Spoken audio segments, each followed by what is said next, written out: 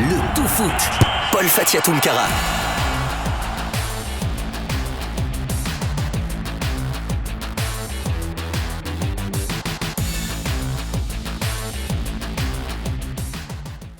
Bonsoir à toutes, bonsoir à tous. Plaisir de vous retrouver en ce lundi 4 novembre 2019 sur Espace TV dans votre émission Tout Foot, dont voici le sommaire.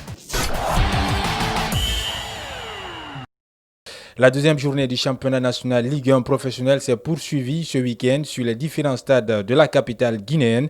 Au stade du 28 septembre de Conakry, le Wakria Athletic Club a fait jeu égal avec le Philostar de la Baie. Vous aurez les moments forts de cette rencontre en images, mais aussi et surtout les réactions d'après-match des deux techniciens. Et enfin, nous allons vous proposer cette exclusivité que notre équipe a bien réussi à décrocher avec l'ancien sélectionneur du Sidi National Espoir, Souleymane Kamara Abedi. Ses regrets, ses excuses, ses choix malencontreux, mais aussi ses manquements à l'issue de l'élimination cruelle du Sidi National Espoir par les Ivoiriens ici au stade du 28 septembre de Conakry. Il dénonce également un complot qui a été ourdi contre sa personne. Vous l'entendrez dans une interview exclusive que nous allons vous proposer. Installez-vous confortablement devant vos lucarnes joyeuses. On se reprend juste après cette courte transition. Retour sur ce plateau pour démarrer cette émission. Je vous le disais, le Philostar de la Baie a reçu le Wakria Athletic Club de Bokeh au stade du 28 septembre de Conakry ce samedi. C'est en marche de la deuxième journée du championnat national Ligue 1 professionnel.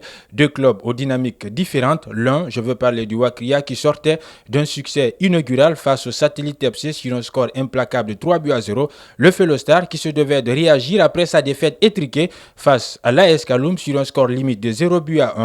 Score final, 1 but partout entre les deux équipes. Il faut rappeler que le Philostar de la Baie est ce club qui a battu le Wakria Athletic Club sur les deux phases du championnat la saison dernière. Mais cette fois, le Wakria, bien qu'étant en supériorité numérique, a réussi à égaliser à la 84e minute par l'entremise d'Abdoulaye Yonta Kamara. A rappeler que le Wakria a été cueilli à froid à la 4e minute par un but contre son camp de Sekou Sonna Bangura qui signait un retour salvateur. Mais malheureusement, son pied gauche a dévié la trajectoire de la frappe molle d'Ousmane Banda qui a fini au fond des filets. Score final, 1 but partout. Le Wakria ramène donc 4 points de ses deux premiers déplacements en championnat, ce qui dénote une réelle satisfaction chez le technicien Guillaume Souma.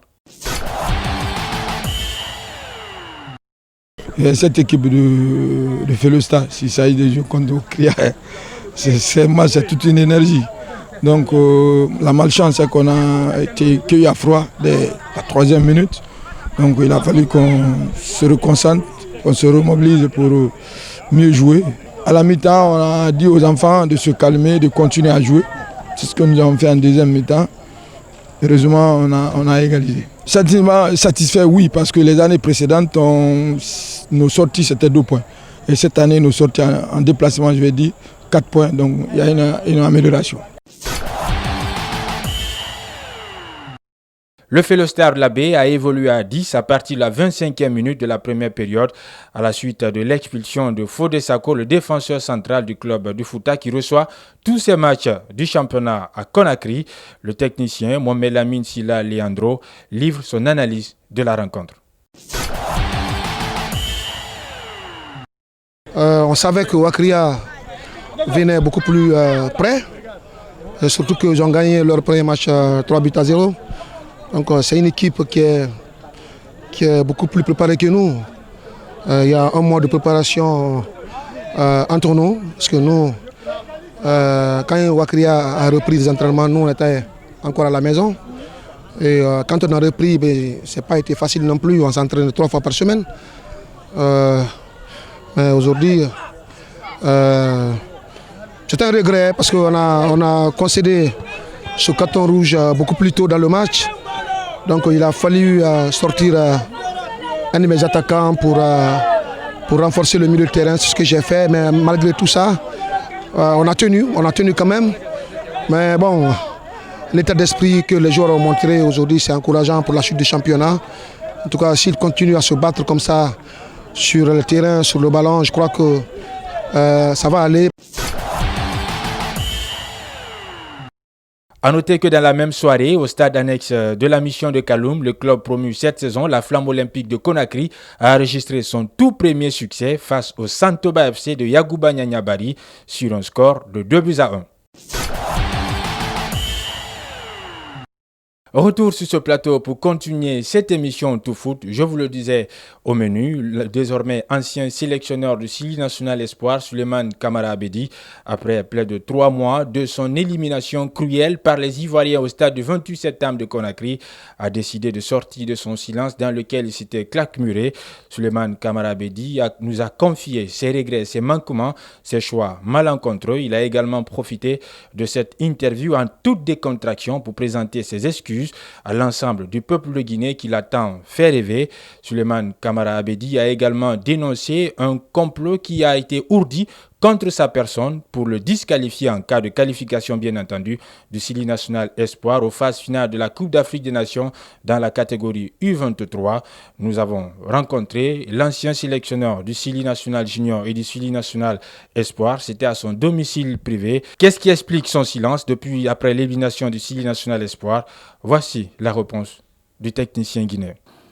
J'avais décidé de ne pas communiquer ni à la radio ou à la télé parce qu'à un moment donné, il faut reculer pour mieux sauter.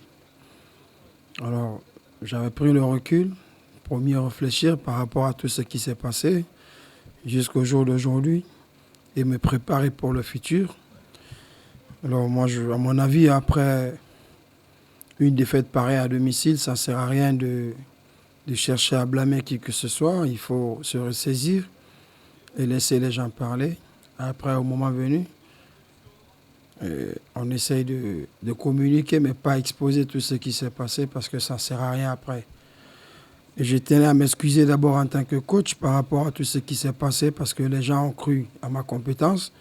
Après 6 matchs, 4 victoires, un match nul et une défaite, je comprends la colère des supporters. J'avais fait arriver tout le monde et tout le monde croyait à notre qualification. Dans un moment donné, il faut se mettre dans la peau des supporters. Donc je tenais à m'excuser vraiment auprès des supporters et à la fédération, le ministère.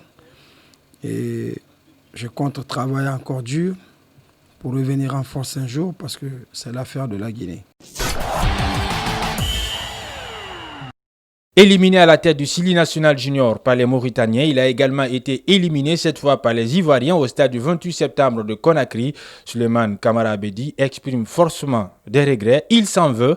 Il nous l'a fait savoir dans cette interview. Il revient également sur les dessous qui ont prévalu à cette élimination cruelle du Sili National Espoir. Un entraîneur, c'est le résultat. Avec la U20, j'ai perdu à Conakry. Avec la U23, pareil. Certes, je dois continuer encore à apprendre, ce n'est pas parce que je suis incompétent, mais ça peut arriver, ça le football. Je dois continuer encore à apprendre, parce que c'est ce métier, on ne finit pas d'apprendre. Il faut toujours se remettre en cause. Alors à ce niveau, je suis très déçu de ne pas jouer les 2 CAN. Et je ne peux que souhaiter bonne chance aux autres qui sont venus, parce que c'est les Guinéens aussi qui veulent travailler pour le pays.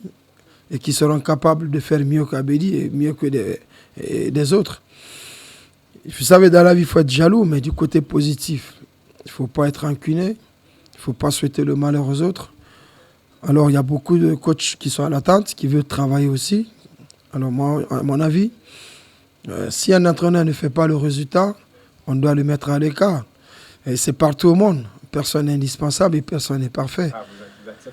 Ben oui, si je suis limogé, c'est parce que je n'ai pas fait qualifier l'équipe. Et l'objectif, c'était de faire qualifier l'équipe. Sans démagogie. Normalement, on doit donner la chance aux autres aussi, qui sont là et qui veulent aussi travailler et pour la Guinée. Ils ont opté pour ça, ils ont des diplômes. On peut les essayer aussi. Et ça peut marcher ou ça peut ne pas marcher aussi. L'ancien sélectionneur du Sili National Junior et du Sili National Espoir a dénoncé un complot qui a été ourdi, selon lui, par des Guinéens contre sa personne dans le seul but de le disqualifier en cas de qualification du Sili National Espoir aux phases finales de la Coupe d'Afrique des Nations Égypte U23 prévue cette année même. Nous vous invitons à présent de suivre le désormais ancien sélectionneur du Sili National U23. Cette information encore, c'est les Guinéens. Je ne peux pas vous dire le nom parce que après ça va être compliqué pour lui dans son club. Si je l'ai préservé, je n'ai pas voulu le faire jouer. C'est pour sa carrière aussi. Parce que moi aussi j'étais informé. Et ce complot, c'est les Guinéens. Il voulait quoi?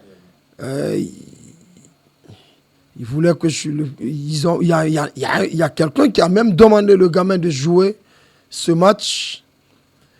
Parce que lui, il sait que le gamin, il a 2 identités.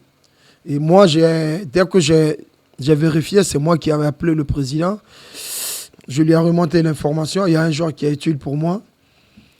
Mais apparemment qu'il a joué, il avait déjà joué avec la U17. Je compte énormément sur lui. Est-ce que c'est possible? Il dit non.